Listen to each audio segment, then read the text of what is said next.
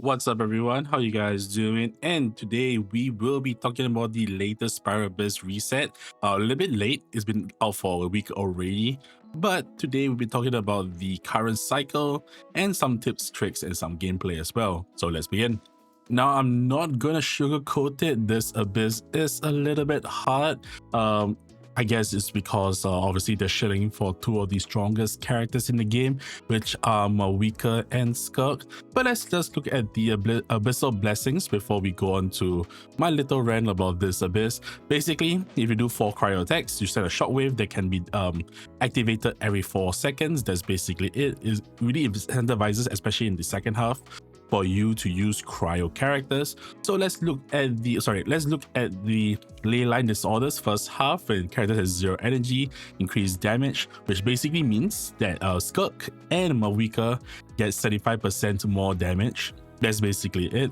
And on the second half, normal attack cryo damage increases by 75%. Obviously, this is mostly for skirk, but also can be applicable to characters like Lee and Ayaka, who also use their normal attacks as well. Right, so let's look at the chambers, the enemies, and then we can talk about what is recommended for each half of the chamber. So first half, we have 2 cryo assistant mages, and then a Hermetic Spirit Seeker. The second half, first wave is a Rune Scout and Defender, followed by a second wave of the Perpetual Mechanical Array. And then for Chamber 2, first half, 3 Yunkosaurus, and then followed by Kongamoto, who is the Gluttonous Mountain King. And then for the second half, first wave, we have the Abyss Lecter, followed by a Millennial Pulse Seahorse. Now for the third chamber, first half, first wave of 3 Harvester mechs that are Numa aligned, and then followed by the Icewind Suite, the nemesis of Coppelius, who I believe is Usyr aligned, so obviously, they don't really pair well, yeah. And then for the second half, we have the new Sacred Source Automaton, the Overseer device, which is the new power boss for characters like Escoffier and I believe Dahlia. And so looking at the enemies, we can see a very high emphasis of Pyro in the first half, especially with the Chamber 1 and Chamber 3 for the Coppelius boss because of his Ice Shield. And then for the Yunkosaurus, just don't bring Dendro because both of them have very high Dendro resistance, especially for the Kongamoto, who has 70% Dendro resistance. For the second half, it's mostly cryo. As you can see, because of the Millennial Seahorse and the Abyss Lecter, cryo works very well in getting rid of the shields. And also for the Overseer device, which I'll talk about a lot later, where he gets lower resistance the more cryo hits you do. My main issue with this Abyss cycle is that obviously HP inflation is very high, but also is very restrictive in some of the elements you can use. Now, obviously, for my showcase, I did use clorinde in the first half and ayaka in the second, but as you will see, like, it's not the most fun of Abyss cycles. I think another fact is that because there's so many enemies or so many chambers, so many halves where there are 2 waves for like a initial wave of like small mobs followed by a boss can be quite annoying. I think in particular this Chamber 2 second half I think is the worst because Abyss Lecters tends to stall the battle more than it should because of the way the shields work. And then, yeah, the Millennial also need to get through the shield as well. So it can be quite time intensive. And then obviously to not help it is the Kongamoto being so high in his HP, about 5 million. And because it was preceded by 3 Yunkosaurus, it just makes the experience very, very bad. I don't think this is the most fun Abyss. And honestly, one of the reasons why this video took out so long, because I was really trying to minimize my rotations as much as I could. So yeah, that's basically it. And so this is the team that I took in for the Abyss for the showcase. First half, we have the same Overload team comp that I used for the last site reset, which is the clorinde Overload team comp with Charus. And for the second half, we have a Freeze team with Ayaka, Verena, Escoffier, and Shenhe. So yeah. That's basically it for the teams. Go I'll probably try something else, but I just don't have the characters built. Apparently, then a hyper bloom team with like a freeze hyper bloom team apparently works pretty well if you have the right pieces. But I just do not have characters built up for that team comp. But anyways, this is what I will show it, and we'll just go through the enemies and also talk about their resistances, some of the mechanics, and how you can better get past them. All right, starting off with this first half of Chamber 1, we have two system mages, about 100k HP. Just take them out as fast as you can. See right here, using the overload team, taking them out pretty fast. They do teleport sometimes, so if they do, you might want to reset if you really rely on their grouping quite a lot. But generally, it is not that bad. They also have a cryo shield, but that can be taken out pretty fast. Now, the Hermetic Spirit Seeker starts off the battle by summoning some clones that you can also clear off. Pyro works extremely well in taking them out. And then once you get the real copy out, then you can start to do damage. And once all 4 clones are defeated, they'll start to get paralyzed, and you can do more damage this way. There's also a way of using the Masters of Nightwing characters like Auroron and Sitlali to try to, stun the copies. They'll also take like a chunk of their shield away. So that can be really helpful if you need to be able to control them, at any given time. You need to control one, or use the abilities to control one of them, and then they should just be all stunned.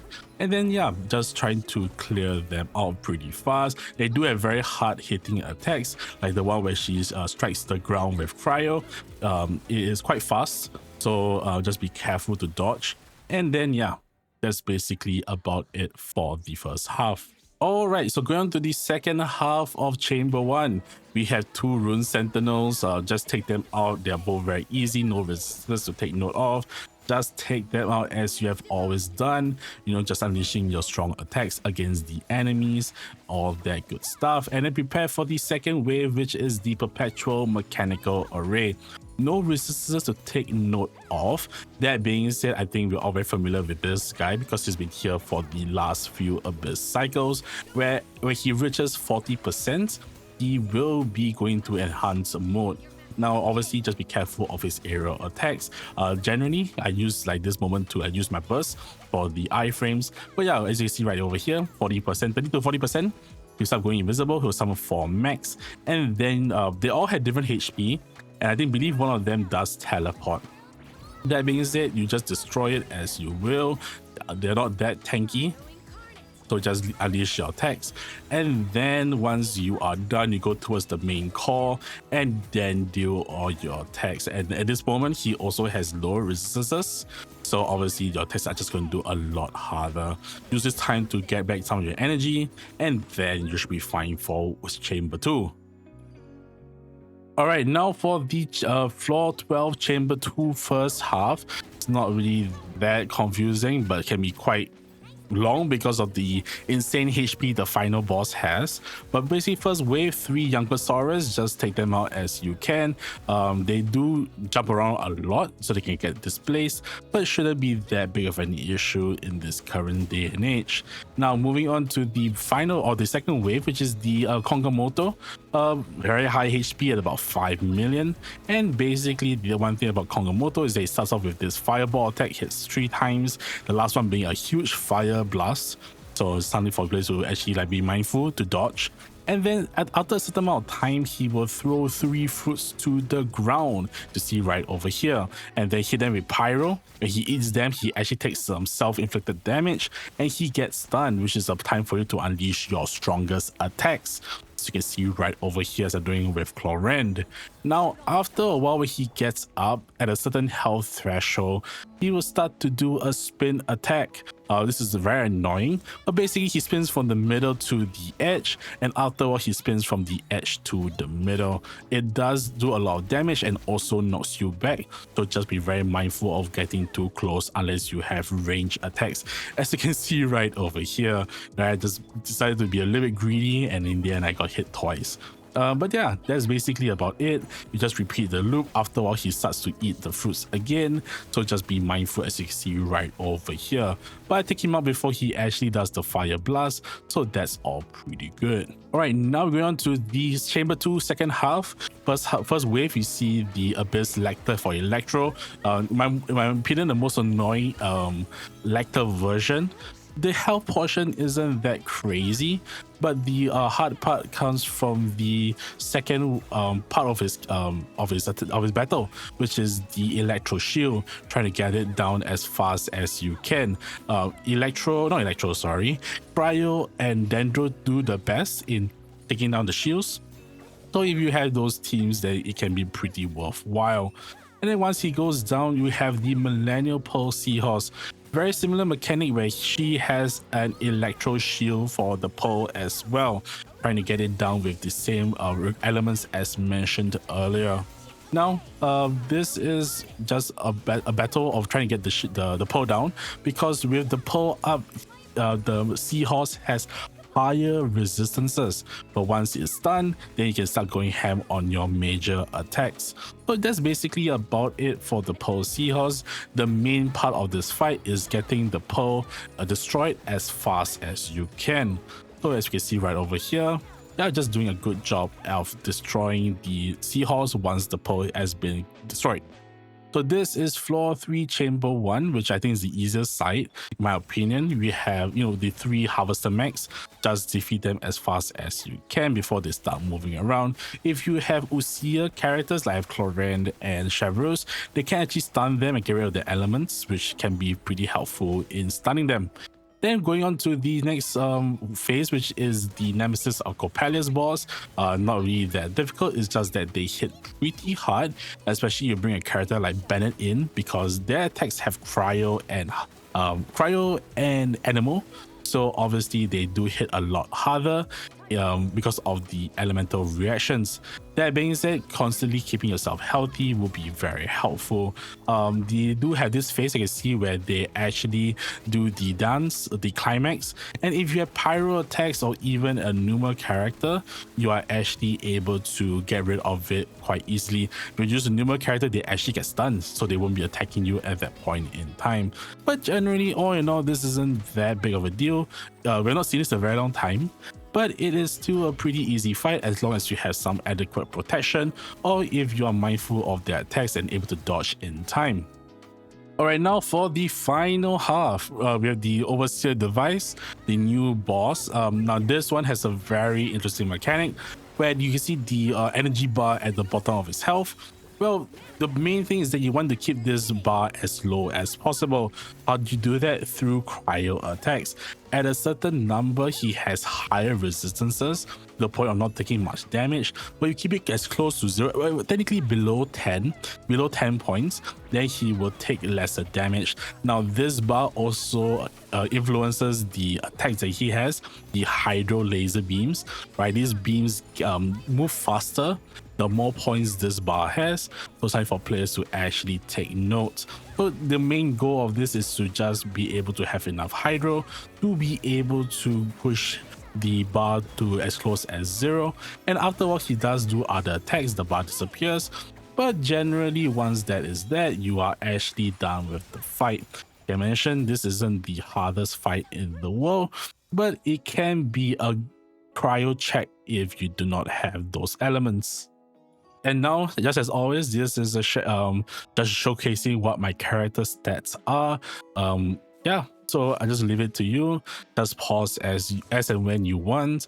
As mentioned, I could have done probably a cheaper character showcase for the second half, but that's not really the goal of this video. The goal is mainly to showcase the enemies and their mechanics, and for players to use their information as they will.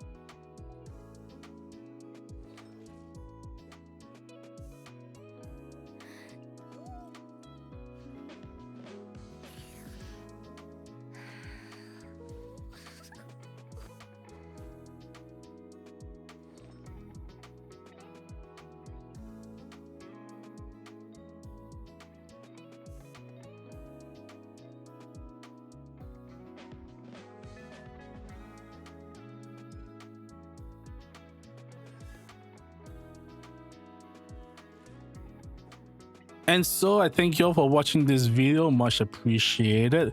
Do let me know in the comments below any feedback that you have.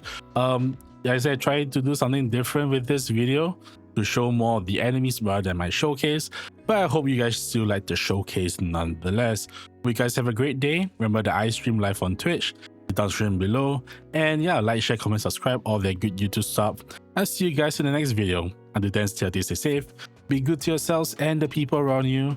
I'll see you guys the next time. Bye bye.